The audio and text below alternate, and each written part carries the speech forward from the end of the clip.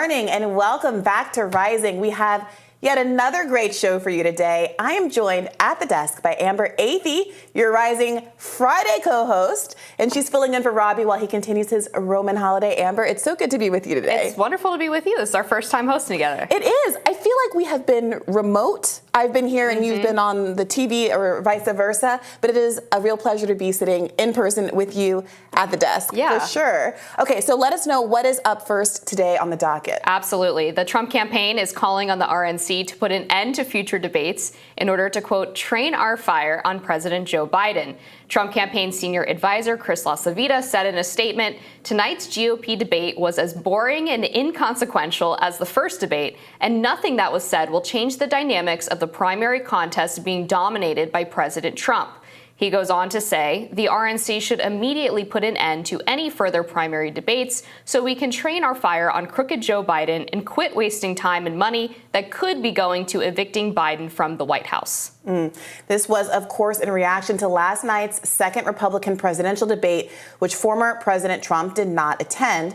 None of the contenders are within spitting distance in polls to Trump, adding to the tension, or rather the lack thereof. Let's go over some of the highlights. Here is former South Carolina Governor Nikki Haley taking a swipe at entrepreneur Vivek Ramaswamy. This is infuriating because TikTok is one of the most dangerous social media apps that we could have. And what you've got, I honestly, every time I hear you, I feel a little bit dumber for what you say. Because I can't believe that here you've got a TikTok situation. What they're doing is these 150 million people are on TikTok. That means they can get your contacts, they can get your financial information, they can get your emails, they can get text messages, they can get all of these things. This is very important for our party. Exactly what they're doing. This is very important for our party, and I'm going to say you've gone and you've helped China make medicines in China, not America. You're now wanting kids to go and get on the social media that's dangerous for all of us. You went and you were in business with the Chinese that gave Hunter Biden $5 million. We can't trust you. We can't trust you. We can't have TikTok in our kids' lives. This is very important. Mr. Ramaswamy, you have 15 seconds. I think, excuse me. You have 15 seconds, Mr. Ramaswamy. Thank you. I think we would be better served as a Republican Party if we're not sitting here hurling personal insults and actually have a legitimate debate about policy. Florida Governor Ron DeSantis took a shot at Trump concerning the national debt. Let's watch. And you know who else is missing in action? Donald Trump is missing in action. He should be on this stage tonight. He owes it to you to defend his record where they added $7.8 trillion to the debt. That set the stage for the inflation that we have now. And former New Jersey Governor Chris Christie, this was seemingly the best he could come up with as a dig against the former president. Let's watch. And Donald Trump should be here to answer for that, but he's not. And I want to look at that camera right now and tell you, Donald, I know you're watching. You can't help yourself. I know you're watching, okay? And you're not here tonight.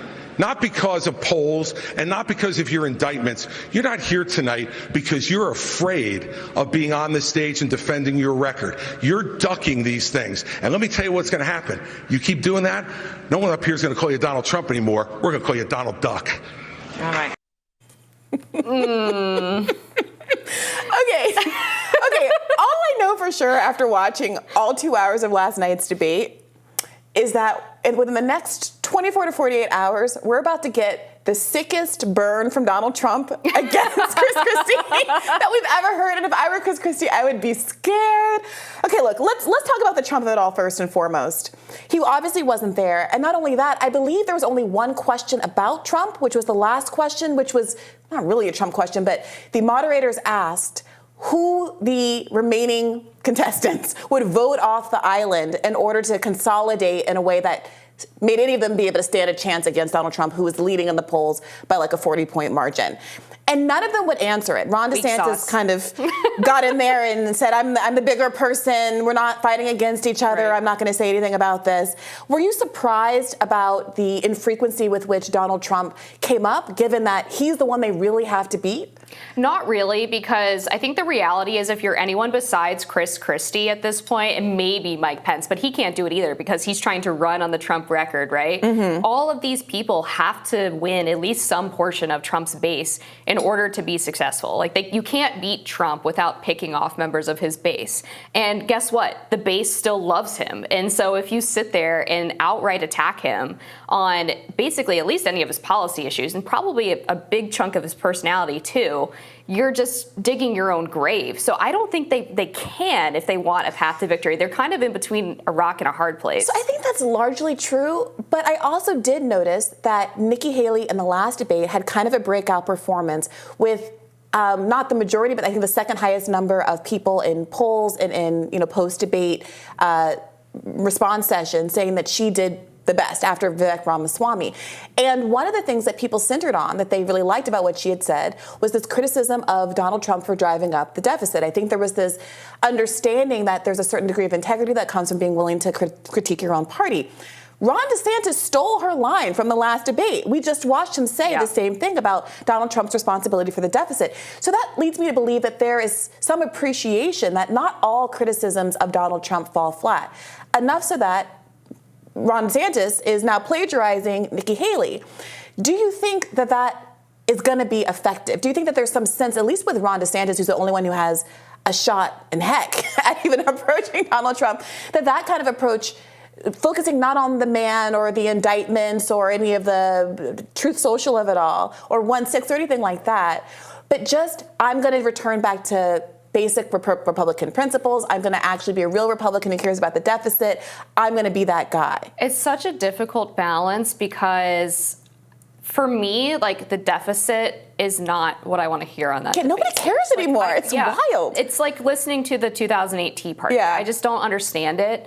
And maybe that's why people are viewing it positively, because they're attacking Trump on something that literally doesn't matter. Like, okay, I think the deficit matters, like, broadly and generally. Do I think it's the top issue that we should be hammering the prospective nominee on? No, I don't. And, like, realistically, if any of these people get elected besides Trump, are they seriously going to legitimately cut the deficit and cut spending? No, and to the credit of the moderators, I forget which one asked this, but somebody pointed out that if someone on the debate stage said, we're going to cut the deficit, and the moderator said, well, no one has cut the deficit in, like, American history. Right. So how are you going to be the first one? The moderators, I will say, asked what I thought were some pretty good questions. I saw there were a number of conservative commentators, Megyn Kelly among them, who felt differently. I think she tweeted something like, "Is this a Democratic debate?" Because the question seemed, the kind that someone on the left would ask. But I did think that some of the questions were targeted toward getting solutions to problems that we can all agree exist, as opposed to getting someone to blame another person on the stage or a Democrat for X, Y, and Z. Speaking of public response, here's what some Iowa voters had to say post-debate ahead of the first state caucuses. Let's watch. It's a show of hands now. Okay, I'm doing alphabetical order. Who you think did best during this debate? All of you. Burgum. 1. Christie. Okay, so his toughness didn't appeal to anybody tonight. DeSantis.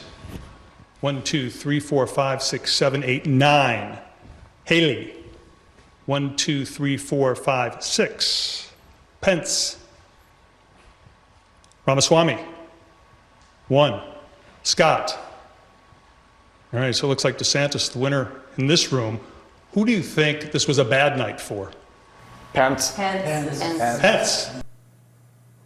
Meanwhile, California Governor Gavin Newsom told MSNBC's Rachel Maddow from the spin room of the second GOP debate that this was more of a vice presidential contest rather than one for the presidency. Let's watch.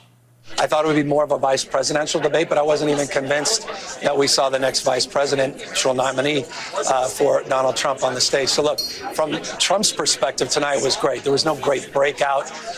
There was feeble attempts to take shots at Trump for not showing up. But Trump himself seems to have squashed that idea already. Here he is in Michigan. It's all over television, this speech. We're competing with the job candidates. They're all running for a job. No, they're all job candidates. They want to be in they'll do anything. Secretary of something. They even say VP. I don't know. Does anybody see any VP in the group? I don't think so. Oof. Yeah. Okay. Ramaswamy, breakout star, the last one. This time around, at least with these Iowa voters, one person in the group thought he had a good night. Well, he abandoned the thing that made him popular in the first debate, which was being willing to call out the other people on the stage for being bought and paid for being essentially like the corporate shills of the Republican Party, right? For being the anti-establishment guy on the stage.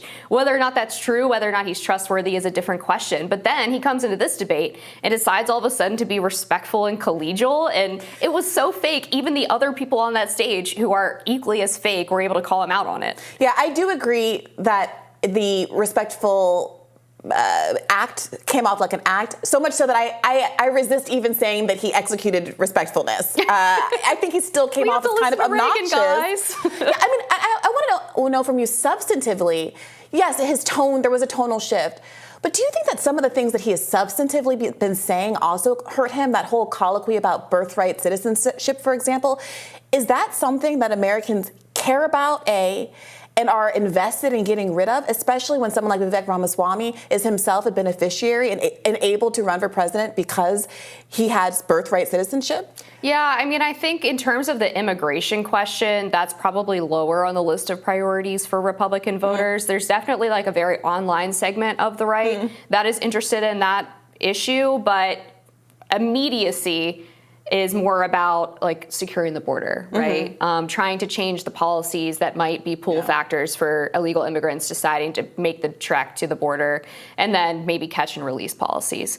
But that particular issue of birthright, like nobody was really talking about until he injected into the conversation. And I feel like he's trying to sort of play the same card that Trump did in 2016, which was let me find this unique issue that nobody on the stage is talking about and force them to either reject it or accept it, and I'll be the conversation starter. But he hasn't found whatever that issue is yet that really is going to capture the conversation, because there's so many other ones that are already in the top 5 for voters that the Republican Party is more trusted on, according to the polls so far. So it's just more politically expedient to focus on those. Yeah, I mean, I do think that there is a very small percentage of the population that cares when he and Tim Scott are going back and forth about the Constitution and the 14th Amendment. I think there's even a smaller percentage of the public that cares about the Tim Scott-Nikki Haley fight over curtains that we were treated to in the last lap of this debate.